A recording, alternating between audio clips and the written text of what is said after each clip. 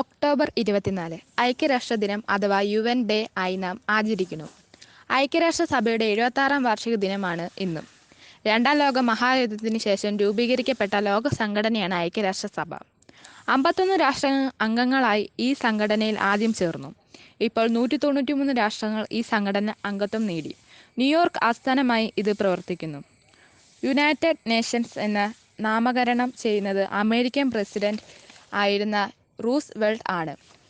6 പ്രധാന നിർവഹണ ഘടകങ്ങളും 17 വിദഗ്ധ സമിതികളും 14 വ്യത്യസ്ത കമ്മിറ്റികളും ഉള്ളതാണ് ഐക്യരാഷ്ട്രസഭ. ഇതിന്റെ മുഖ്യ ലക്ഷ്യം ലോക സമാധാനം നിലനിർത്തുകയും സംരക്ഷിക്കുകയും അതോടൊപ്പം അന്തർദേശീയ സഹകരണം ഉറപ്പാക്കുകയും ചെയ്യുക എന്ന് ഉള്ളതാണ്.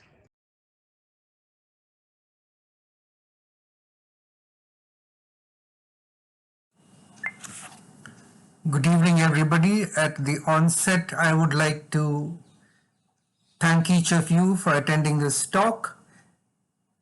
And now I would like to start with a small story entitled The Cost of Getting Even. The story goes that the Kodiak bear is the strongest animal in the whole of Canada. But if a skunk were to take its food, the Kodiak bear would not attack. It could attack the skunk and destroy the skunk, but the Kodiak bear knows that it would stink for ages because the skunk lets out a stink. Cecil D. Miller in his book None of These Diseases talks about the cost of getting even, and many of us forget the cost of getting even. And the Charter of the United Nations was formed with an obligation to remind the people that what is the cost of getting even. You often say that I would get even with him even if it is the last thing I do, and people do get even, but it is normally the last thing they do. So the history of the United Nations starts with the First World War. The First World War was one of the worst wars seen by the humankind. And if you look at your history books carefully, you will find that the First World War started in 28th July 1914 and ended at 11th November 1918, 4 horrible years where people killed each other with the plan of getting even. So we had the German Empire on one side and the Allies, the UK, France and other countries on the other side, and the war ended with a horrible killing, with a horrible loss to all the countries involved. And this gave birth to what is known as the League of Nations. 58 countries joined together and they decided that there should not be such wars again. But some of the hurt that rankled in the minds of people, in the minds of country, some of the anger, some of the animosity continued, and World War started the second time with the attack of Hitler on Poland. Poland had made an agreement with England and France to help them, and England and France joined in, and we had this horrible war, the worst war in the history of mankind, the Second World War. Approximately 70 million people were dead. If you like mathematics and would like to dwell in mathematics, then that would approximately be twice the population of Kerala. So we find 70 million people dead, many more crippled, many more lame, many more homeless, many more lost their jobs. And we find in this horrible aftermath of the Second World War, there was a feeling that it is better to sit over the table and discuss things. And a group of 50 countries started it, and the charter was made in 26th June 1945. And the charter was made in 26 June 1945, and it came into effect in October 24th, 1945, which, if you remember the date, 24th October is the day we celebrate the foundation of the Charter of the United Nations.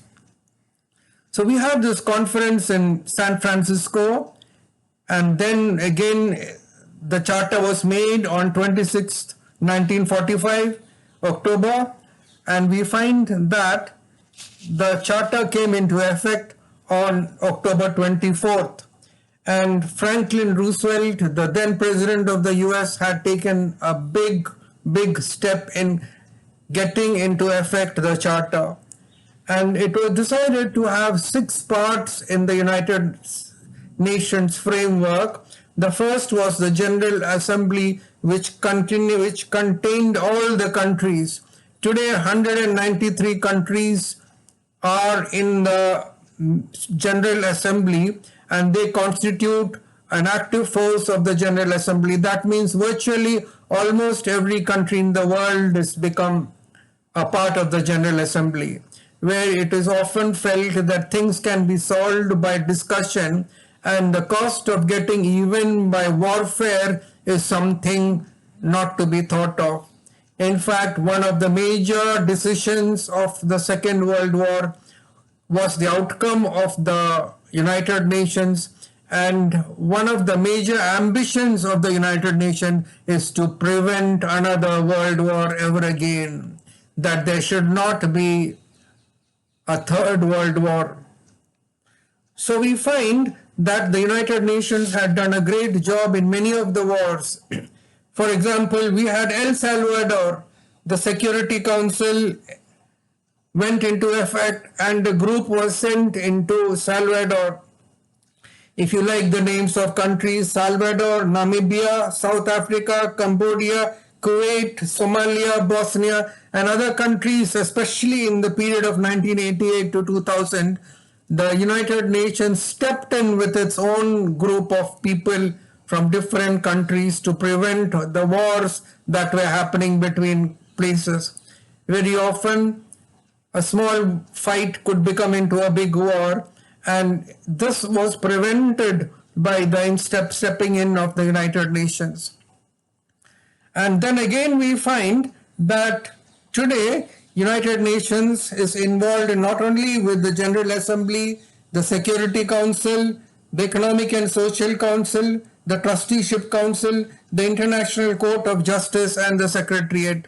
The main 3 parts are the General Assembly, the Security Council, and the Secretariat. It's the job of the Secretariat to send something like an army to fighting countries, to stand in the middle and try to get them not to go to war against each other.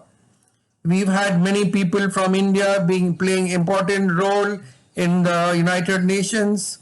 We have Shashi Tharoor from Kerala taking an important part in the United Nations, and many other Indians who have supported and helped United Nations.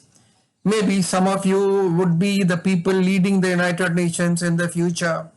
So it's our wish and an ambition that the theme of United Nations continue in our hearts today, where we try not to solve problems by fighting with each other. Anger and animosity does not solve problems. So I just want to share this brief request with you to continue to remember, as we have the 76th year of the work of the United Nations, that spirit of the United Nations is continuing in our hearts.